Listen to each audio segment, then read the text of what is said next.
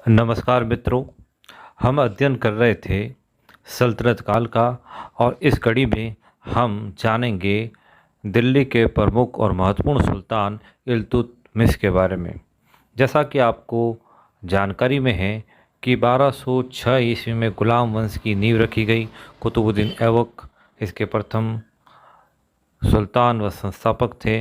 1210 में कुतुबुद्दीन ऐबक की मृत्यु हो जाती है। उसके पश्चात आराम शाह शासक बनते हैं। अब कुतुबुद्दीन ऐबक और आराम शाह के बीच में क्या संबंध है, इसके बारे में इतिहासकार, विशेषकर समकालीन इतिहासकार मौन हैं।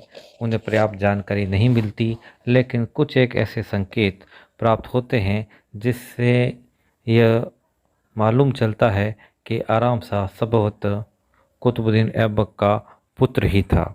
इस प्रकार 1210 में कुतुबुद्दीन ऐबक के पुत्र आराम शाह शासक बनते हैं और कुतुबुद्दीन ऐबक के ही दामाद थे इल्तुतमिश, जो कि बदायूं, जो उस समय का महत्वपूर्ण प्रांत था, उसके अध्यक्ष थे।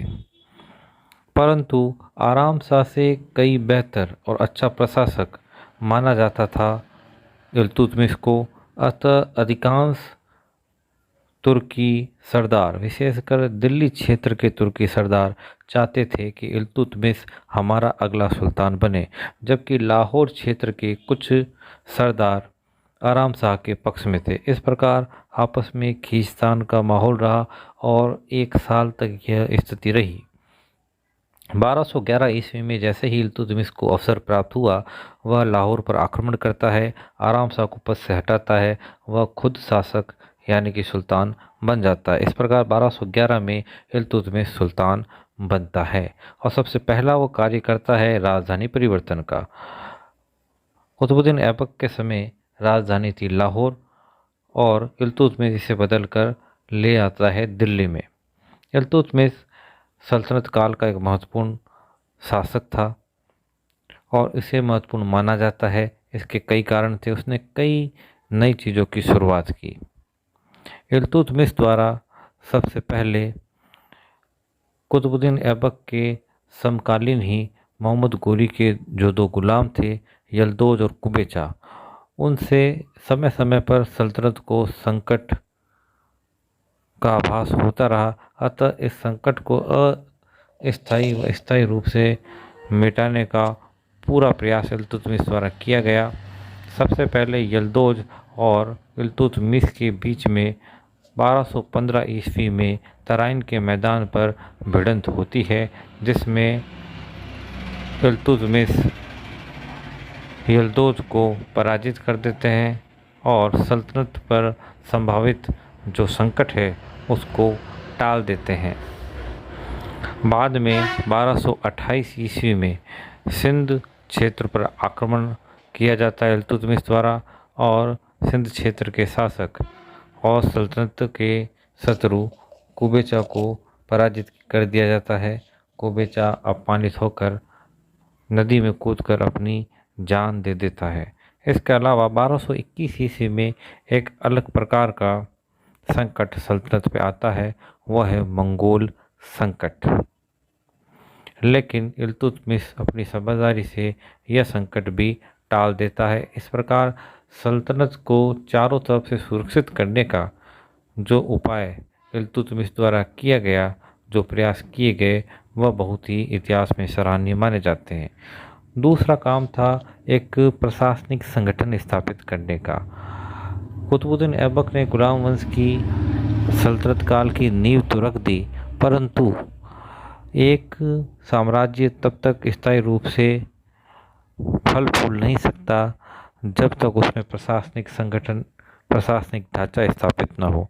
तो यह प्रशासनिक ढांचा स्थापित करने का श्रेय भी इल्तुतमिश को जाता है। इसके लिए 2 महत्वपूर्ण कार्य उसने किए, एक गुट चालीसा का गठन और दूसरा इक्ता व्यवस्था की स्थापना।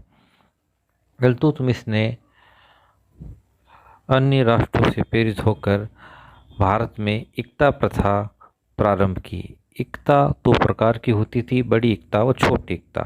बड़ी इक्ता का मतलब होता है प्रांत, जिसे स्टेट हम कहते हैं, और छोटी इक्ता का मतलब होता है भूमि का एक टुकड़ा, जिसे भू राजस्व अनुदान कहा जा सकता है।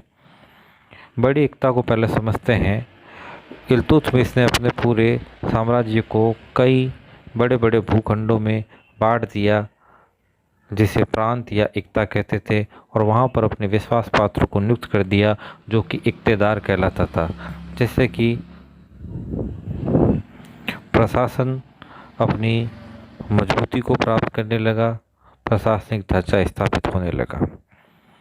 और अपने सैनिकों को वह नकद वेतन नहीं देता था, जितना उनका वेतन है उसके बराबर के भू राजस्व के योग्य जमीन उन्हें दे देता था।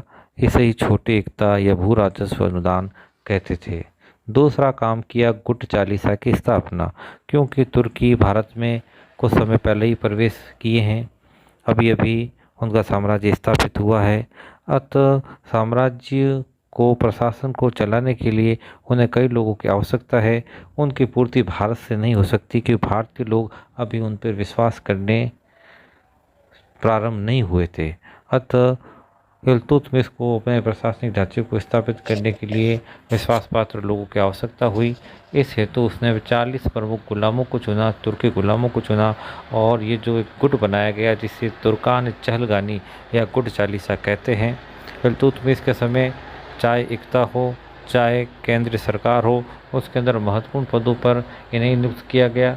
इन्होंने भी इल्तुतमिश के प्रति पूर्णतः विश्वास पात्र रहते हुए अपनी पूर्ण क्षमता का उपयोग कर सल्तनत को मजबूती प्रदान करने और साथ ही साथ इसका प्रसार करने, साम्राज्य का विस्तार करने में महत्वपूर्ण भूमिका अदा की। तो इस प्रकार गुट चालीसा के गठन से एक नई जान सल्तनत को प्राप्त हुई, और ये सब करने का श्रेय भी इल्तुतमिश को ही जाता है। इल्तुतमिश ने मुद्रा सुधार का भी महत्वपूर्ण कार्य किया, मुद्रा विशेषज्ञ भी उसे माना जाता है।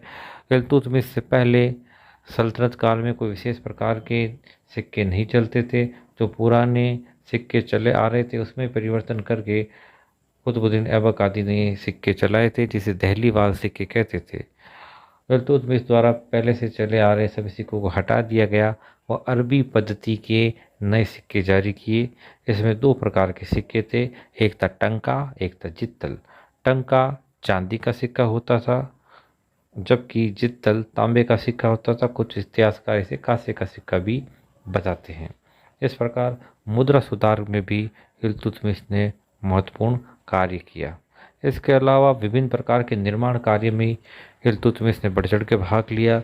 दिल्ली में स्थित कुतुब मीनार, जो कि भारत की सबसे प्रसिद्ध इमारतों में से एक है, उसके निर्माण का श्रेय भी इल्तुतमिश को जाता है। इसके अलावा कई प्रकार की इमारतें, कई प्रकार के हौज जैसे कि शमसी हौज आदि बनाने का श्रेय भी इल्तुतमिश को ही जाता है।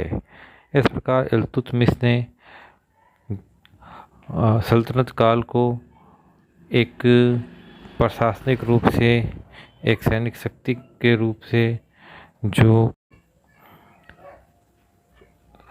अपनी सोच और समझ से एक नींव के रूप में जो कार्य किया है, इसी कारण इसे सल्तनत काल का महत्वपूर्ण सुल्तान माना जाता है और गुलाम वंश का वास्तविक संस्थापक भी इसे माना जाता है। धन्यवाद।